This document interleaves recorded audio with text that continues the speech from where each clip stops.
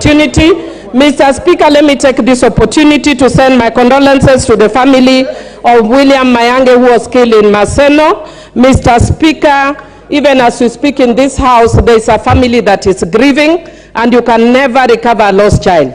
So I just want to say pole to the family of William for the loss, unnecessary loss of a youthful life. Mr. Speaker, I want to say that Article 1 of the Constitution of Kenya says all sovereign power belongs to the people of Kenya and shall be exercised only in accordance with the Constitution. And Article 1(2) says the people may exercise their sovereign power either directly or through elected representative. And Mr. Speaker, one of the members who was speaking, my dear friend who I interrupted as she was speaking, was saying that we speak here and we should not speak outside and we should not let our representatives speak. I want to educate her that Article 1(2) of the Constitution gives that right, that we can exercise our mandate directly. And when we demonstrate, we are exercising it directly.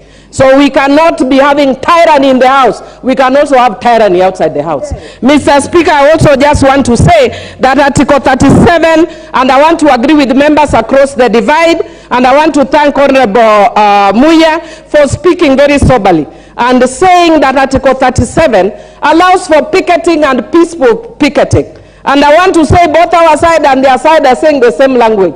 Let us have picketing, which is allowed under Article 37 with no condition, because the Constitution does not give condition except peaceable picketing.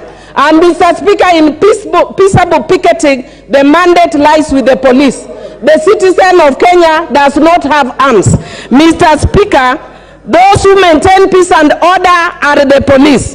Mr. Speaker, I also want to say that those who are killed, as we have heard from the boy who was killed in Maseno, was killed by the police.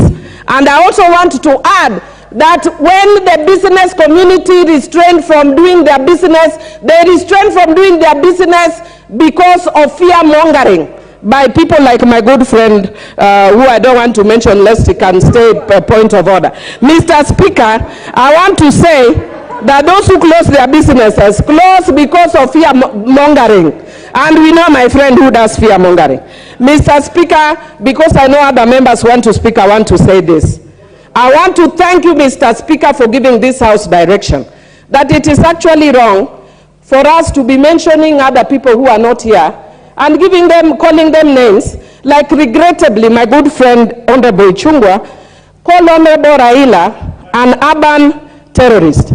Mr. Speaker, if it weren't for your order, I could also have called Honorable RUTO national terrorist. But because of your order, I'm not calling him a national terrorist, Mr. Speaker. And finally, Mr. Speaker,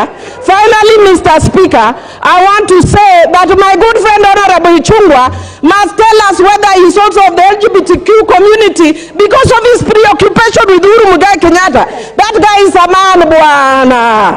Don't be too preoccupied with Honorable Uhuru Kenyatta.